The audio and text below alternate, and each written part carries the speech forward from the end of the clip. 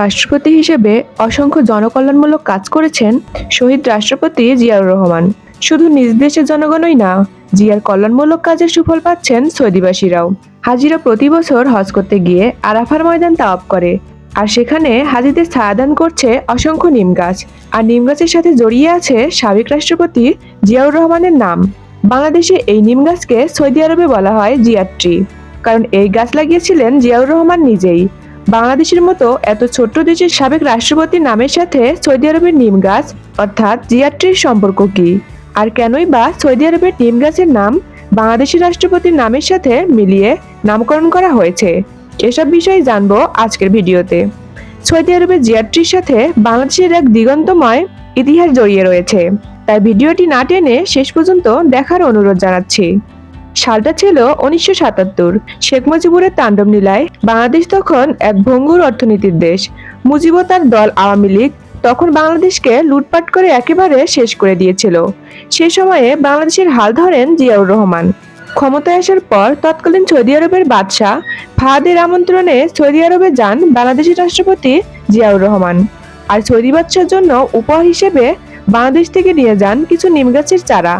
আর বাদশাকে উপহার দেওয়ার সময় বলেন, আমাদের তো দামি কিছু দেওয়ার সামর্থ্য নেই, তাই গরিব দেশের গরিব রাষ্ট্রপতির থেকে আপনার জন্য এই সামান্য উপহার। বাদশাহ ফাহাদ বহু দেশ থেকে বহু মূল্যবান উপহারই পেয়েছিলেন, কিন্তু এমন মূল্যবান উপহার তিনি কখনো পাননি। বাদশাহ ফাহাদ অত্যন্ত খুশি হয়ে আবেগে জড়িয়ে ধরেন রাষ্ট্রপতি জিয়াউর রহমানকে। তিনি বলেন, আজ থেকে বাংলাদেশ ও সৌদি আরব একে অপরের অকৃত্রিম বন্ধু। তিনি বাংলাদেশের উন্নয়নের জন্য সহযোগিতা করতে চান। সুযোগ বুঝে তখন জিয়াউর রহমান বলেন, শুধু বন্ধুত্ব করলেই হবে না, আমাদের দেশে যা নেই আপনার দেশে তা রয়েছে, আবার আপনাদের দেশে যা রয়েছে তা আমাদের দেশে নেই। এই কথা শুনে সৌদি বাদশা অবাক হয়ে গেলেন। তিনি ভাবতে লাগলেন, এত গরিব দেশের একজন রাষ্ট্রপতি এটা কি বললেন। এবার জিয়াউর রহমান বলেন, আমার দেশে অনেক পরিশ্রমী মানুষ আছে, তারা অনেক পরিশ্রম করতে পারে। আপনাদের দেশে যেমন কাজ রয়েছে তেমন টাকা রয়েছে। আপনার দেশের উন্নয়ন কাজের জন্য হাজার হাজার শ্রমিক প্রয়োজন। একটি নব্য স্বাধীন মুসলিম দেশের জন্য যদি আন্তরিকভাবে সহযোগিতা করতে চান, তবে আমাদের দেশের বেকার মানুষদের কাজ দিন।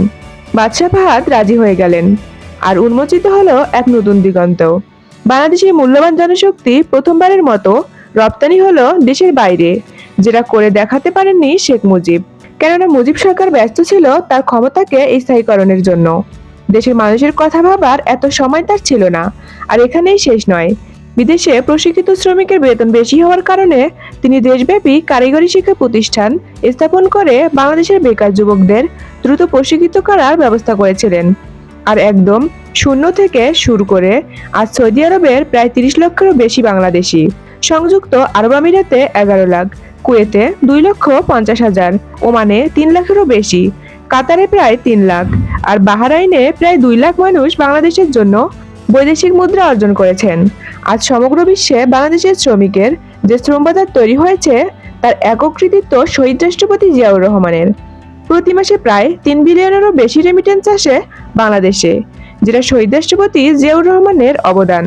জিয়ার দেওয়া এই নিম গাছগুলো আজ সৌদি আরবে ব্যাপক আকার ধারণ করেছে, ছড়িয়ে পড়েছে পুরো সৌদি আরব জুড়ে। সৌদি আরবে যেন টিকে আছে বাংলাদেশের স্মৃতি উঁচু করে।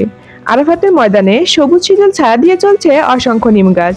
সৌদি আরবে এখন এসব গাছকে সবাই চেনে জিয়ার ট্রি হিসেবে, আর আরবিতে বলে জিয়া সাজরা।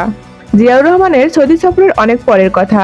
খোঁজ নিয়ে জানা গেছে, সৌদি সরকার যখন দেখলো খেজুর গাছ নয়, নিম গাছ মরুভূমিতে শীতল ছায়া ছড়ানোর জন্য উপযোগী, আর এই গাছ কোম্পানিতেই দীর্ঘদিন টিকে থাকতে পারে।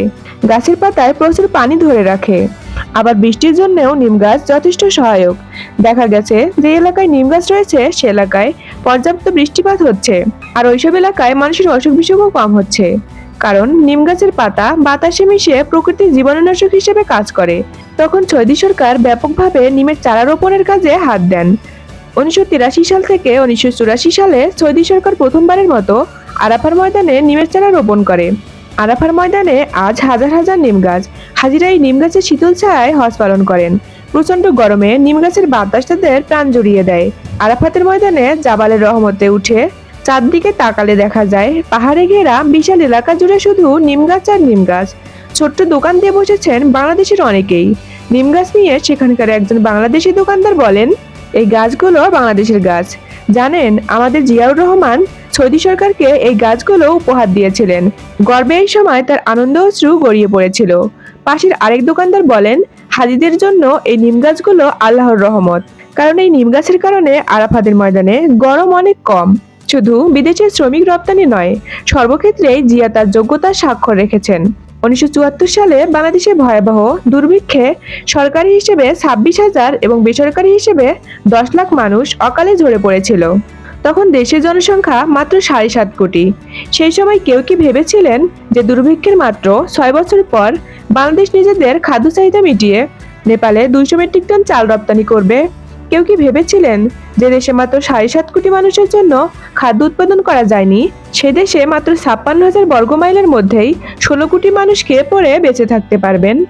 প্রেসিডেন্ট জিয়া বহির্বিশ্বে দেশের অপ্রচলিত গার্মেন্টস শিল্প, হিমায়িত খাদ্য, হস্তশিল্প, চামড়া ও চামড়াজাত দ্রব্যের বাজার সম্প্রসারণ করেছিলেন।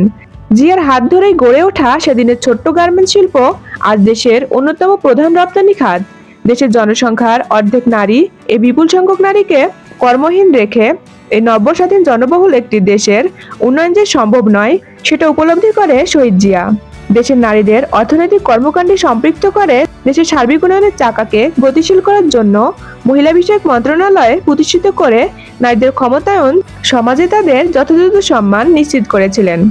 বিজ্ঞান শিক্ষার প্রচার ও প্রসার ও বিজ্ঞানসম্মত একটি জাতি গঠনে তিনি দেশে প্রথম পৃথক একটি বিজ্ঞান ও প্রযুক্তি মন্ত্রণালয় প্রতিষ্ঠা করেছিলেন।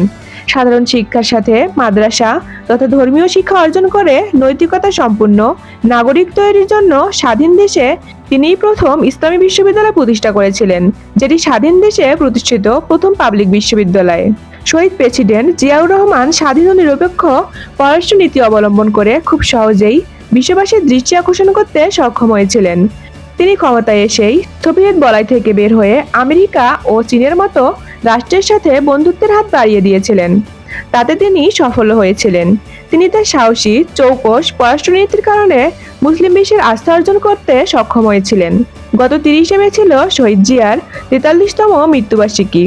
এই মানুষটা হয়তো আর 10 বছর বেঁচে থাকলে বাংলাদেশে আজ মালয়েশিয়া বা সিঙ্গাপুরের মতোই উন্নত একটি দেশে পরিণত হতো। কথায় নয়, বাস্তবতায়। বন্ধুরা, কোটি কোটি ডলারের উপহার সামগ্রী নয়, কিভাবে সাধারণ কিছু উপহার দিয়ে এই মন জেতা যায় তা দেখিয়েছেন শহীদ রাষ্ট্রপতি জিয়াউর রহমান। আর সৌদি আরবের মতো দেশে একটি অংশ হিসেবে রয়েছে জিয়ার ট্রি। একজন বাংলাদেশি হয়ে বিষয়টি নিয়ে আপনি কি গর্বিত?